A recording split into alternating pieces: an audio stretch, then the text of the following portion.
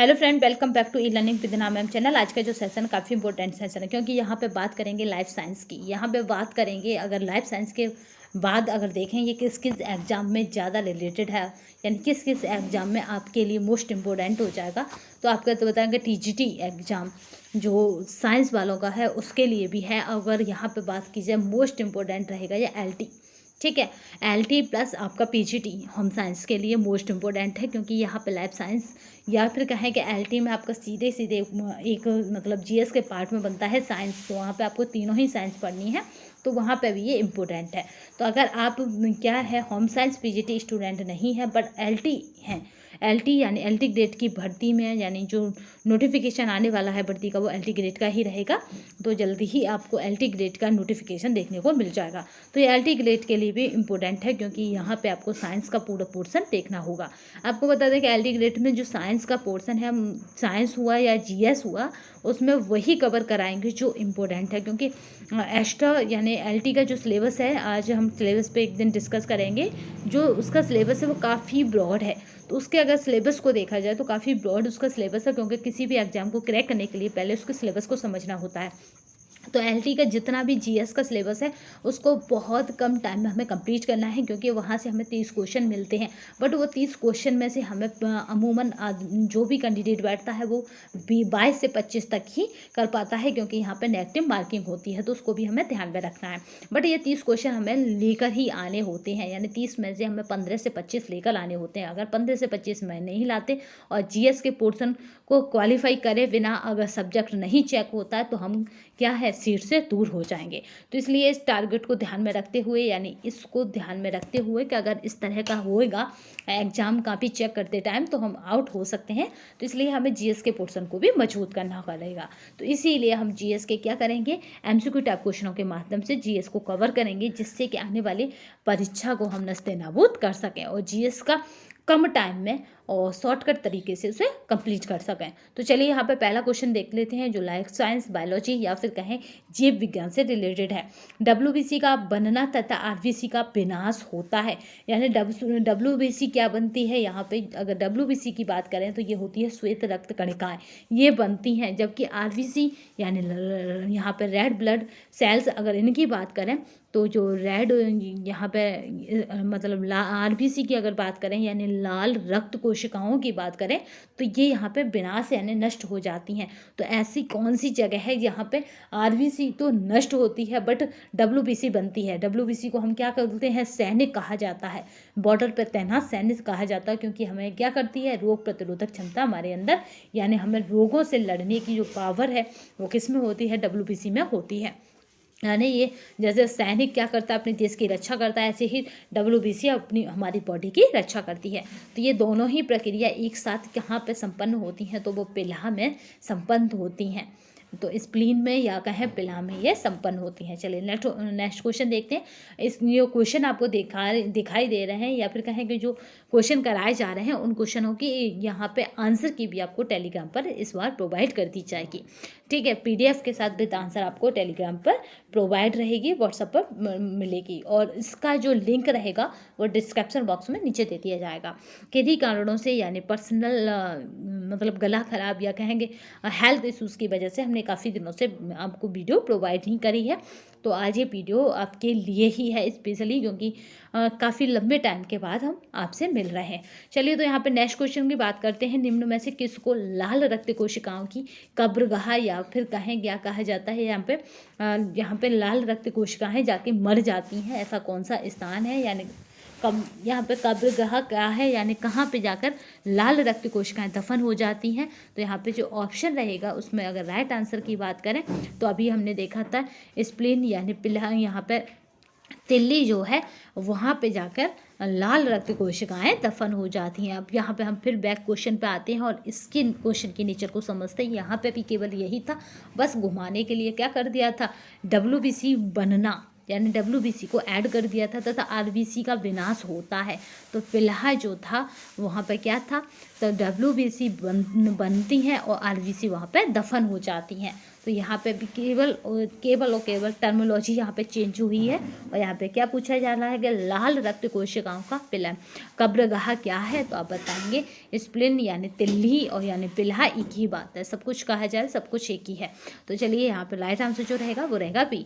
Next देखते हैं किस देश के वैज्ञानिकों ने ऐसा कोई देश है जिसके वैज्ञानिकों ने क्या करा है कि एक कृत्रिम रक्त बनाया है जो प्लास्टिक रक्त की किस्म है, जिसे किसी भी मरीज को उसके रुधिर ग्रुप यानी जो भी हो ABC जो भी ग्रुप रहता है यानी AB और आपका O और A+ और इस तरह के जो भी रुधिर ग्रुप हैं उनका विचार नहीं किया जा सकता जब हम उस मरीज को रुधिर देते हैं। तो ऐसा कौन सा देश है जिसने ये बनाया है, तो आप बताएंगे इसका जो राइट आंसर रहेगा वो रहेगा बी यानी ब्रिटेन है, जहाँ पे प्लास्टिक रक्त की किस्म तैयार की गई है।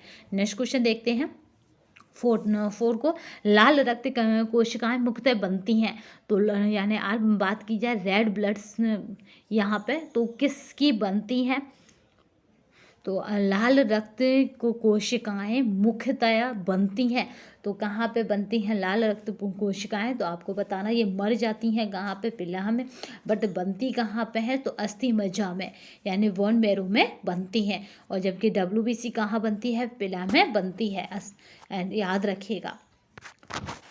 कोलेस्ट्रॉल का असामान्य स्तर संबंधित होता है, तो अगर किसी के शरीर में कोलेस्ट्रॉल है और वो क्या हो जाए असामान्य स्तर हो जाए तो उसका संबंध किससे होता है या वो संबंधित होती है, तो वो संबंधित होती है यहाँ पे राइट आंसर जो रहेगा धमनी। यहाँ पे जो राइट आंसर रहेगा अगर उसकी बात की जाए तो वो क्या रहेगा, तो यहाँ पे राइट आंसर की अगर बात की जाए तो वह धमनियों का कठोर हो जाना। ठीक है, कोलेस्ट्रॉल असामान्य स्तर जब ही होगा जब आपकी धमनियाँ जो हैं वो क्या हो जाए कठोर हो जाए, हार्डिंग हो जाए। रुधिर में श्वेत रक्त कणिकाओं की अत्यधिक मात्रा में उपस्थित को रोग विज्ञान भाषा में क्या कहते हैं, यानी शरीर में क्या हो जाए श्वेत रक्त कणिकाएं यानी WBC की मात्रा बढ़ जाए, अत्यधिक मात्रा में उपस्थिति हो जाए, तो विज्ञान की भाषा में इसे क्या कहते हैं, तो विज्ञान की भाषा में इस बीमारी को क्या कहते हैं, तो ल्यूकेमिया कहा जाता है। मोस्ट इम्पोर्टेंट क्वेश्चन है, याद रखिएगा ल्यूकेमिया कहा जाता है। चलिए नेक्स्ट क्वेश्चन देखते हैं।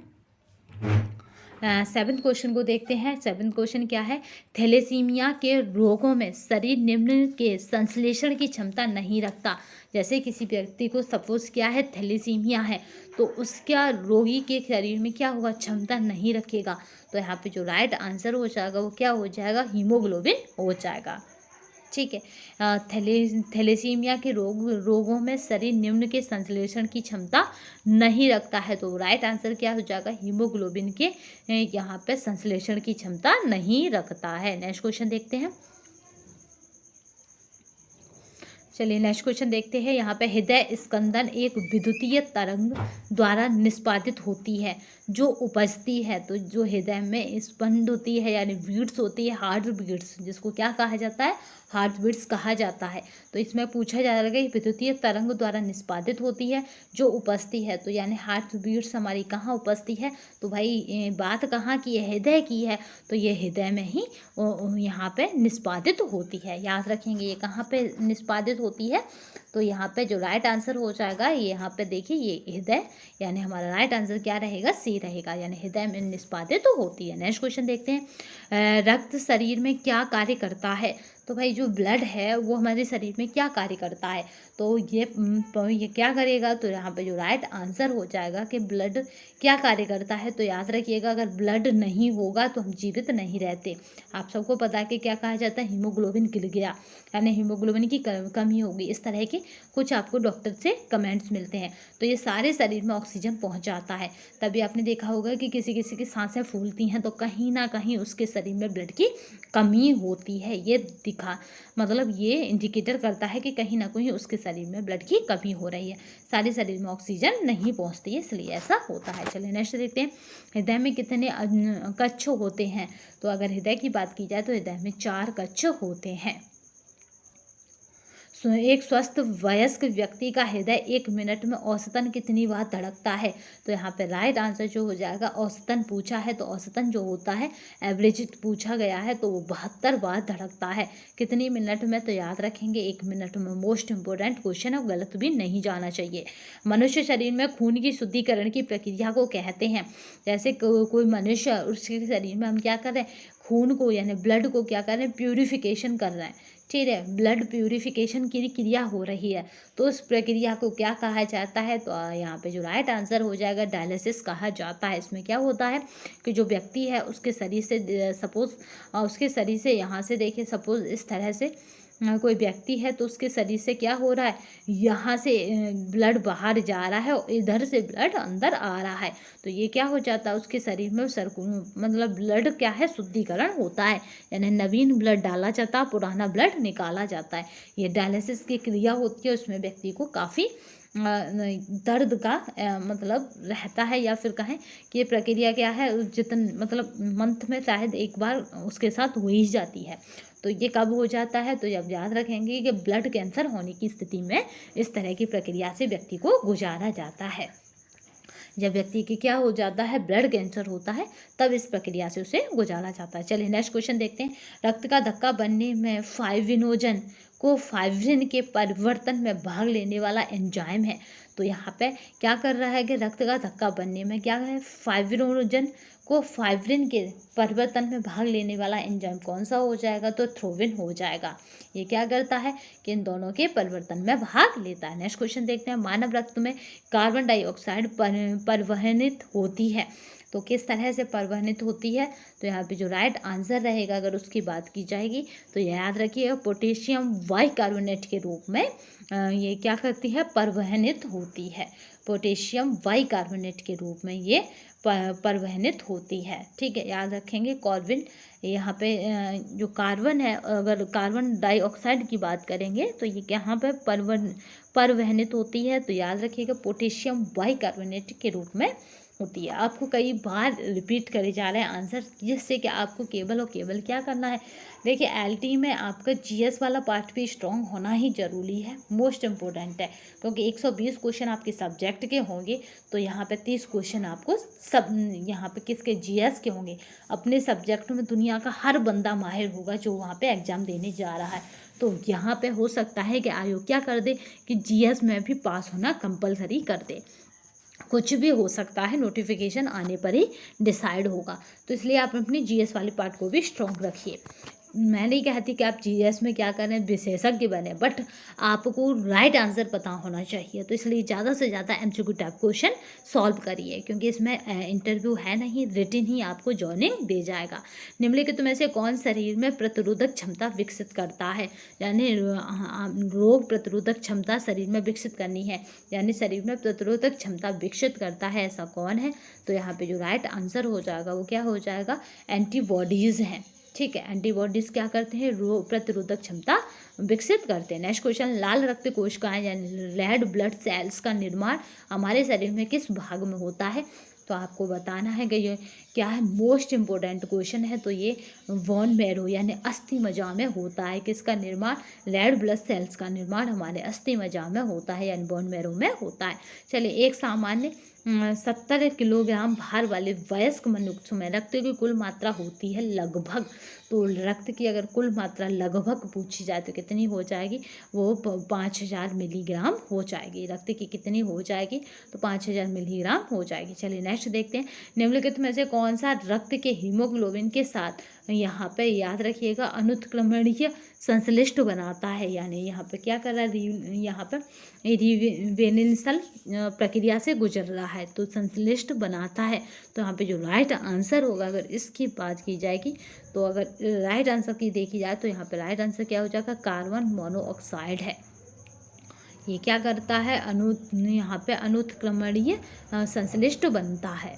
तो नेक्स्ट क्वेश्चन देखते हैं। एक स्वस्थ व्यक्ति का सामान्य रक्तचाप कितना होता है? तो यहाँ पे जो राइट आंसर है वो क्या हो जाएगा, 120 से 80 होता है। कितना होता है, तो ये क्या होता है, तो 120 से 80 होता है। पेसमेकर निम्न में से किस नाम से भी जाना जाता है? तो जो पेसमेकर है जिसको हम हृदय की धड़कन के लिए लगाते हैं, किसी किसी के क्या होता है हृदय धड़कना या पंपिंग करना कम बंद हो जाता है या कम करता है, तो उसके पेसमेकर लगाया जाता है, जिससे हृदय की पंपिंग होती रहे, यानी आपको पर्याप्त मात्रा में ऑक्सीजन मिलती रहे। तो इसको पेसमेकर को दूसरी भाषा में मतलब दूसरा नाम का हो या दूसरे टर्म में भी क्या बोलते हैं तो आपको बताना है। ऑल्सो नाउ हैज, तो आपको यहाँ पे बताना है कि इसका जो राइट आंसर होगा SA नोट्स। ठीक है, याद रखिएगा, बस नोएडा से याद रखिएगा, इसको क्या कहते हैं, नोट्स कहते हैं। ठीक है, नोट से याद रखिएगा। पेसमेकर का दूसरा नाम क्या है, SN नोट्स है। हृदय कब आराम करता है? तो हृदय कब आराम करता है? दो धड़कनों के बीच हृदय हमेशा आराम करता है, बिटवीन द टू बीट्स। जब हमारा एक बीट्स कंप्लीट होती है, दूसरी बीट्स होने वाली होती है, जैसे कुकर की सीटी की तरह समझिए, सपोज वो लगातार आती रहती हैं।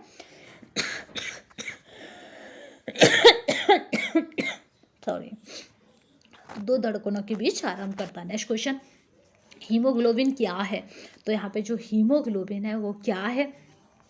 तो यहाँ पे जो राइट आंसर रहेगा वो क्या है? तो ये मानव रक्त में पाए जाने वाला पदार्थ है हीमोग्लोबिन। ठीक है, हीमोग्लोबिन की भी कमी होने से कहीं ना कहीं संकेत होता है कि हमारे शरीर में ब्लड की कमी है।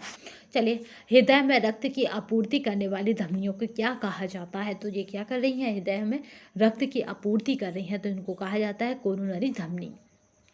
इनको क्या कहा जाता है? तो इनको कहा जाता है कोरोनरी धमनी। तो आज हमने अपनी श्रृंखला को कंप्लीट किया है। नेक्स्ट सेशन में हम फिर मिलेंगे, तब तक के लिए धन्यवाद। वंदे मातरम, जय हिंद। आपको बता दें कि अगर आपको LT जो आने वाली जो वैकेंसी है वो LT की है, अगर टीचर फील्ड में बात की जाए तो, और आपको LT लेने के लिए GS पर भी ध्यान देना होगा। तो आप अपनी तैयारी करते रहिए और बस तैयारी से जुटे रहिए, क्योंकि इस बार चुनाव है तो कुछ भी हो सकता है, यानी चुनावी जंग जारी होने से पहले कई भर्तियाँ आएंगी और कई भर्तियाँ क्लियर भी हो जाएंगी। तो आज के लिए बस इतना ही। नेक्स्ट सेशन फिर मिलेंगे, तब तक के लिए धन्यवाद। वंदे मातरम, जय हिंद।